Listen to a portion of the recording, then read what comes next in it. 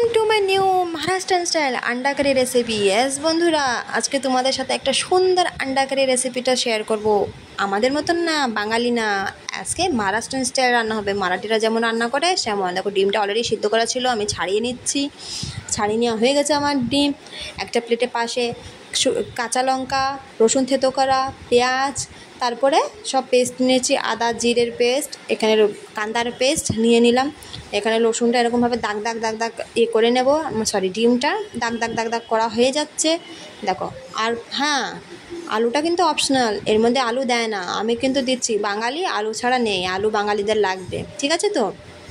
এখানে ধনিয়ে, তারপর জিরে, হলুদ, আর এখানে শুকনো লঙ্কা একটুখানি দিয়ে আবার লবণ, স্বাদ অনুসার লবণটা দিয়ে নেব। দিয়ে নিয়ে বন্ধুরা কী করতে হবে বলো তো, ম্যারিনেট করতে হবে একটু সর্ষে তেল দিয়ে। মাখিয়ে রেখে দেবো আচ্ছা করে। মাখানোর পরে একটুখানি ম্যারিনেট করে রেখে দিলাম, পরিষ্কার টরিষ্কার করে নিলাম পাশে। তারপরে এবার আমাদের ওভেনে, আমার গ্যাসে কড়াইটা বসিয়ে নেব। কড়াইটা বসিয়ে নেওয়ার পরে ধরিয়ে নিলাম। কড়াইটা ধরিয়ে নেব, ততক্ষণে সব কিছু হাতের কাছে রেখে দিচ্ছি যেন সব কিছু তাড়াতাড়ি করে পেয়ে যায়, তোমাদেরকে দেখাবো, ঠিক আছে। একবার অবশ্যই বন্ধুরা রেসিপিটা ট্রাই করে। এখানে কড়াইটা গরম হয়ে গেছে, গরম হয়ে যাওয়ার পরে তেল দিয়ে দিচ্ছি। তেল দেওয়া হয়ে গেলে কি আর ডিম দিতে হবে তো, হ্যাঁ, এবার ডিম দিয়ে দেবো। লাল লাল ভাজা হবে না কিন্তু, ডিম কোনো রকম 2-3টে নাড়াচাড়া করে নিয়ে নামিয়ে দিতে হবে। এটা একটু হালকা হালকা ভাজা হবে, যেমন ডিম ভাজা হবে সেম প্রসেস আলুর জন্যে। আলুটা অপশনাল, তোমরা চেলি দিবা না চেলি নাই দিবা, কিন্তু টেস্টটা একই থাকবে। যেভাবে আমি রেসিপিটা বলছি সেভাবে যদি ট্রাই করো, পুরো মহারাষ্ট্রান স্টাইল টেস্ট পাবা। ইয়েস, মারাঠিরা যেমন খায় সেমন।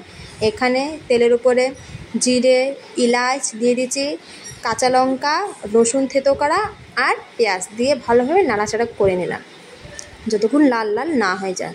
এগুলো পেস্টগুলো সব আমার দিয়ে দিলাম। পেস্ট তো বলেই দিয়েছি কী কী পেস্ট করা আছে। ইয়েস, হ্যাঁ, ওইগুলো দিয়ে দিচ্ছি। ওইগুলো দিয়ে ভালোভাবে নাড়াচাড়া নাড়াচাড়া মাখা মাখা করে নিবা।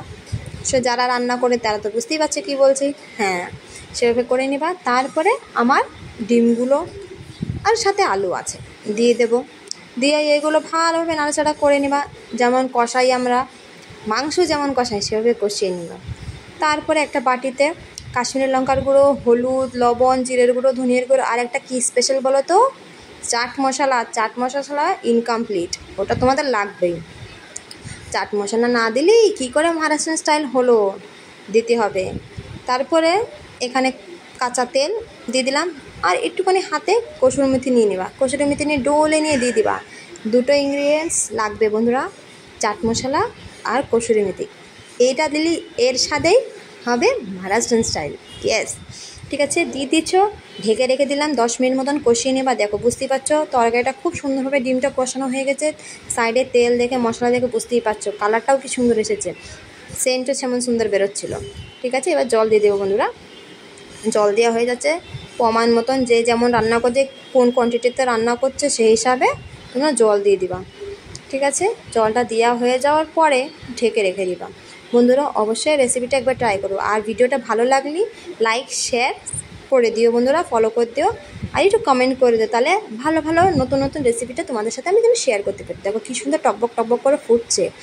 এই ফুটানো হয়ে গেলে বন্ধুরা এর মধ্যে আর একবার দিতে হবে গরম মশলা দিয়ে চাট মশলা আমি মিশিয়ে এটুকুনে নিয়েছি, দুটো মিশিয়ে দিয়ে দিবা। মিশানোর পরে 2 মিনিট ঢেকে রেখে দিতে হবে। ঢাকা কিসের জন্য, যেন সেন্টটা বাইরে না বেরোয়, তরকারির মধ্যে সুন্দর স্বাদটা ঢুকে যায়। এই দেখো রান্নাটা কমপ্লিট। আর এখানে ধনিয়া পাতা কুচি করে একটু দিয়ে দিবা। আমার কাছে ছিল না, আর সত্যি বলতে আমার বর খায় না, সেজন্য আমি দিইনি। তোমরা একটু দিয়ে দিবা। দেখো কি সুন্দর দেখতে হয়েছে, যেমন দেখতে হয়েছে সেমন স্বাদও ছিল, একটু টক টক মিষ্টি মিষ্টি স্টার্ট। ঠিক আছে বন্ধুরা, আজকের জন্য এইটুকু। Thank you for watching. Like share follow করে